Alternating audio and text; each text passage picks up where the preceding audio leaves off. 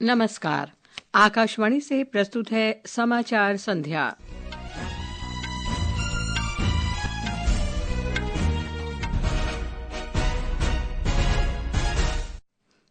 प्रधानमंत्री नरेंद्र मोदी ने महाकुंभ 2025 से पहले प्रयागराज में निर्बाध संपर्क सुनिश्चित करने के लिए 5,500 करोड़ रुपए की लागत की अनेक विकास परियोजनाओं का शुभारंभ किया।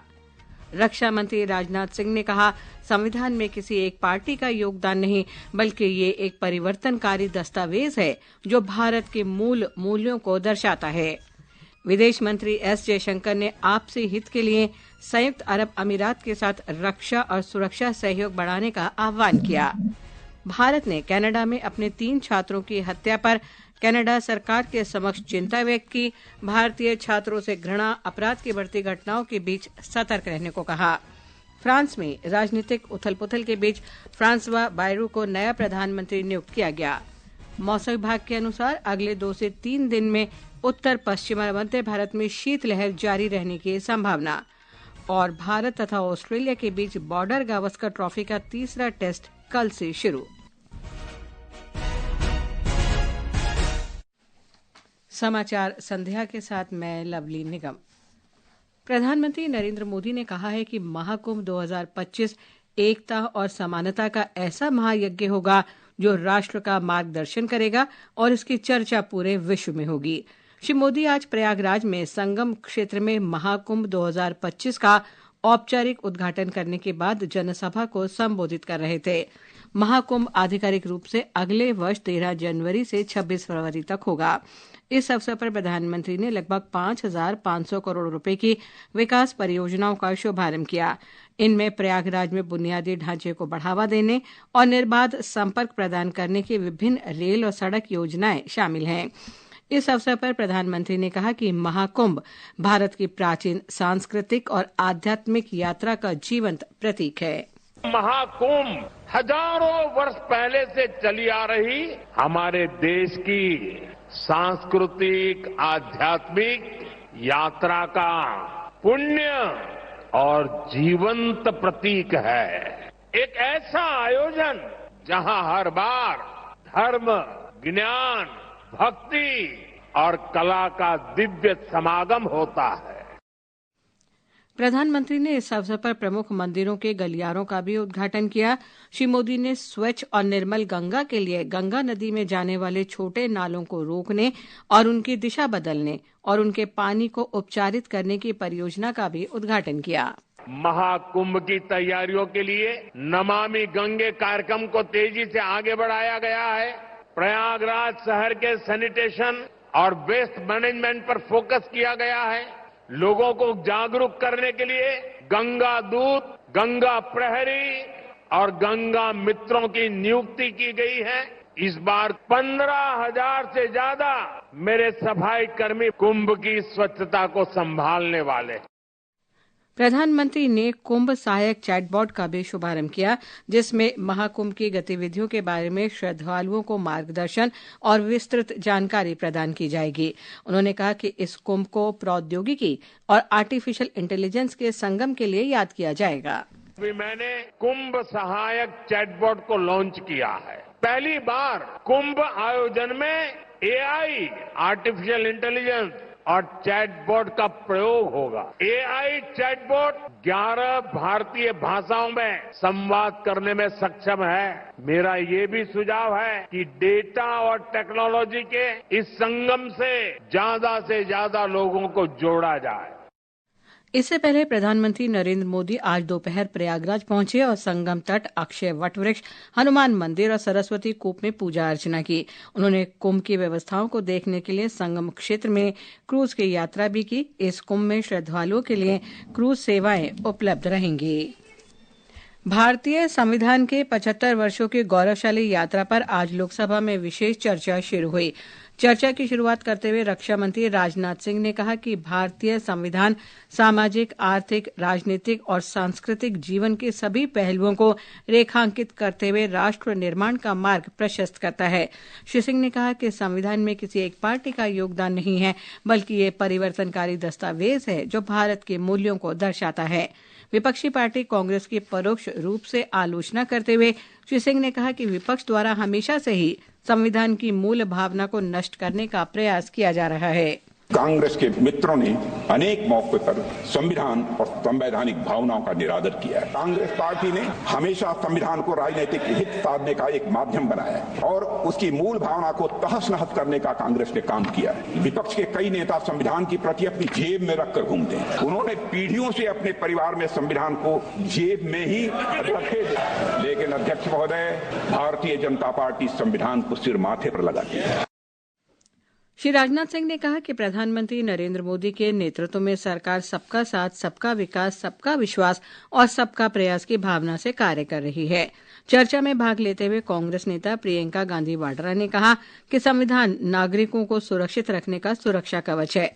उन्होंने आरोप लगाया कि सत्ता पक्ष ने सुरक्षा कवच को तोड़ने का प्रयास किया है। सुरक्षा कवच तोड़ने का पूरा प्रयास किया है। संविधान में सामाजिक, आर्थिक और राजनीतिक न्याय का वादा है। ये वादा एक सुरक्षा कवच है जिसको तोड़ने का काम शुरू हो चुका है। लैटरल एंट्री और निजीकरण के जरिए ये सरकार आरक्षण को कमजोर करने का काम कर रही है। अगर लोकसभा में ये नतीजे नहीं आए होते तो ये संविधान बदलने का काम भी शुरू कर लेते।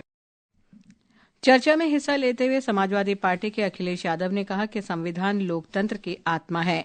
धर्मनिरपेक्षता को संविधान की प्रस्तावना का हिस्सा बताते हुए तृणमूल कांग्रेस के कल्याण बनर्जी ने आरोप लगाया कि पिछले 10 वर्ष में देश का धर्मनिरपेक्ष ताना बाना खतरे में है। राष्ट्र आज 13 दिसंबर 2001 को आतंकवादी हमले के दौरान संसद की रक्षा करते हुए अपनी जान गंवाने वाले सुरक्षा कर्मियों को श्रद्धांजलि अर्पित कर रहा है। राष्ट्रपति द्रौपदी मुर्मू और प्रधानमंत्री नरेंद्र मोदी ने उन सुरक्षा कर्मियों और शहीदों को श्रद्धांजलि अर्पित की। संसद के दोनों सदनों में भी श्रद्धांजलि दी गई। दोनों सदनों के सदस्यों ने वीर सुरक्षा कर्मियों के सम्मान में मौन रखा। राज्यसभा के सभापति जगदीप धनखड़ के प्रति अविश्वास प्रस्ताव के मुद्दे पर सत्ता पक्ष और विपक्ष के सदस्यों के हंगामे के कारण सदन की कार्यवाही दिन भर के लिए स्थगित कर दी गई।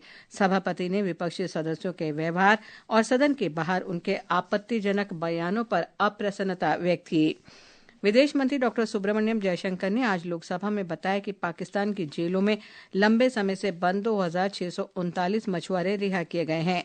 वर्ष 2008 में भारत पाकिस्तान समझौते के अनुसार दोनों देशों की जेलों में बंद गैर सैनिक कैदियों और मछुआरों की सूचियों का आदान प्रदान करना अनिवार्य है। केंद्र सरकार ने कहा है कि तपेदिक यानी टीबी को वर्ष 2025 तक समाप्त करने का लक्ष्य है और राष्ट्रीय रणनीतिक योजना लागू करने के बाद तपेदिक के मामलों में अत्यधिक कमी आई है। स्वास्थ्य और परिवार कल्याण राज्य मंत्री अनुप्रिया पटेल ने लोकसभा में बताया कि भारत तपेदिक को समाप्त करने का लक्ष्य संयुक्त राष्ट्र के सतत विकास लक्ष्य 2030 से 5 वर्ष पहले हासिल कर लेगा।